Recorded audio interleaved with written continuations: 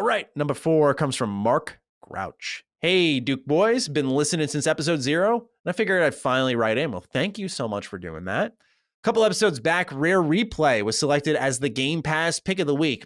Since then, I've been moseying through it on my Series X and at least trying every game. I've beaten Battletoads with the help of the rewind feature. You and I both. You can't do it without it. You can't convince me otherwise. Yeah, you cannot convince me otherwise, man. Banjo-Kazooie and Tooie, Perfect Dark, Conker's Bad Fur Day, and Jet Force Gemini. These games are awesome, and I wouldn't have experienced them without the recommendation. So thank you. It's our pleasure. That's why we have this segment. I love hearing when people try out our Game Pass picks, right? Yeah, that's dope.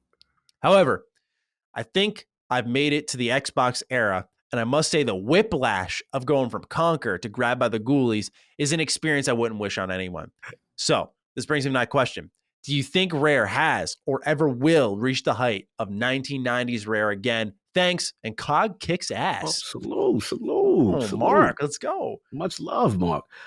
Yeah, listen, this is a tough one because, man, 90s Rare, like, bro, they were like, everything they touched was like on fire. Like, now it's just, in their credit, I wasn't a Sea of Thieves guy. I'm not. Sorry, Ben. I apologize. But, you know what I'm saying? At the end of the day. He's going to leave in a couple more stutters now. I know, right? You're going to mute this. But at the end of the day, it's like, look, man, I recognize the success. I recognize the appeal. And to see it grow into this thing and the legs that it has. You see the Pirates, thing. We streamed it. The Lords and I streamed it. Shout out to Attic King and the Solve. We had a blast. I did have fun. It's like I got my R on. You know what I'm saying? So, yeah, like it was fun. To me, the only reason why I'm a little concerned because I just don't want them. They've got the success that I know they have to cultivate, funnel, and keep on with it and iterate. But I also want some of that classic Rare feel. I want some of that. Mm-hmm. And I'll be honest, like when I first saw Everwild, I'm like, okay, what's this? It's looking okay, looking cool. I don't know what it is, right? But it looks cool. But then reports come out and, they may be going back to the drawing board or, kind of thing. So then it gets me to worry again. And my main thing, Maddie, I just don't want them to be this one trick pony with just Sea of Thieves. And I would love to see some other things from them. But, where you at, man? Can they get back to their, 90s feel?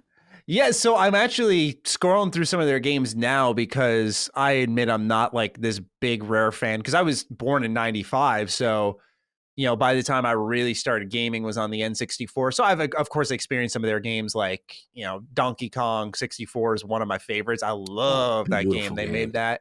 But I'm a weird Rare fan. Like one of my favorite games from them, I experienced it for the first time on Rare Replay. And when I learned it released in 1999, I was kind of blown away by it. Now, granted, it was from the benefit of the Rare Replay package because you were able to augment the controls, but that was Jet Force Gemini.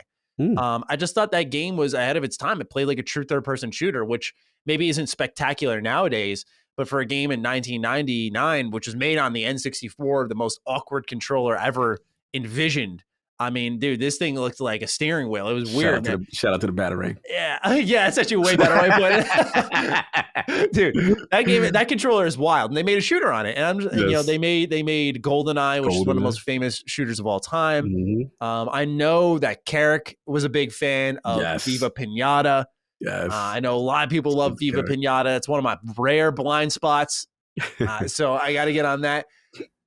So just to recount that history a little bit, can they get back to those 90s days? I think part of it's impossible, not because they're not talented enough to, but because people have set the standard, right? Yeah. It's like me. Part of why I like BioWare a lot more nowadays was letting go that they're not going to be the BioWare who dropped Jade Empire, KOTOR, and Dragon Age Origins within like the same 5-year window, plus Mass Effect. Sorry, I almost forgot the GOAT, right? Like in that window, they dropped all of those amazing RPGs. That's never going to happen again. That doesn't mean what they can do now, though, with a new Dragon Age game, with the new Mass Effect, can be bad, though. It's just games are made differently now.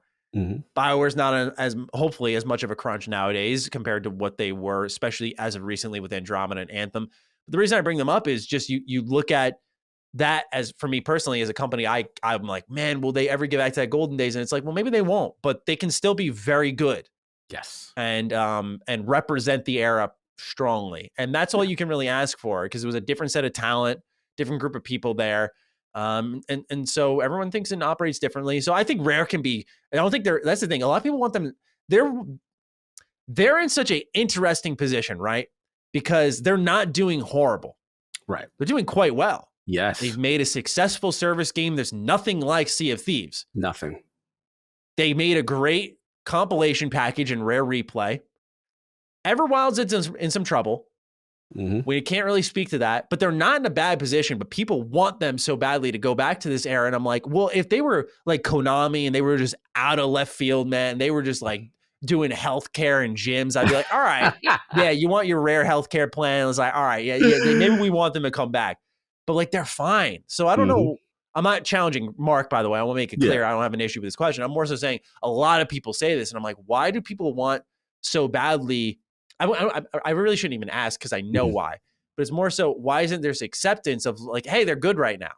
They're good. I mean, in Mark's defense and people of that ilk, I mean, I'm trying to equate it to something I would relate to. Like, let's use the BioWare example, right? That you used. You know, I love classic BioWare, right? And like you've grown to be infatuated with those games. So when you see, you know, a studio like BioWare and then Anthem happens, you know what I'm saying? And then, like, you know what I mean? It could not, granted, that hasn't happened to Rare. Rare, like you said, has been successful, whatever. But I think you answered it before, which is this stuff is cyclical, and the talent that was there might not be the same talent all the way that's there now. And that it could be like just people move. The in-games industry is very, very fluid. And I think that also has a lot to do with it as well. Because again, like for Mass Effect, you know, a lot of those core people, they're not there. No, it's not the same. You know what I'm saying? So I don't know if that's exactly the case with Rare, but I'm just assuming that maybe there is some turnover and people just struggle, you know, with the change in direction. And in their defense, I get it if they made beloved franchises that they're not even talking about and going back to. I can understand. I can be empathetic towards that to some extent. I think they're in the same boat that Rockstar is in, that From Software is, funny enough, and Bethesda Game Studios to some example now with Starfield in the mix, if people end up liking that, which is just, this is a company that's toyed around with so many IP and done such a great job with so many of them that you're going to get fans all over the place for different products. And they're all like, you're going to have little slivers who want a new Banjo, a new Viva Pinata, a new Perfect Dark, as we're now seeing with the Initiative. But you're seeing all these IP that people want more of. And I totally get that. New Battletoads, we got that. And I think Xbox is doing an all right job with it, but there are still so many that lie dormant that people want to see resurrected once again. And I just don't think Rare could handle all of them. And they're not that freelancer company that's doing a bunch of odd jobs for companies now. They're owned by Xbox. So I think having those Rare IP is excellent news, a good chunk of them at least, where Xbox can do what they've been doing, which is hand them out to other developers to try to do something with them. So at least fans are getting something. Yeah. Anyway, great question, Mark. Thank you for writing in.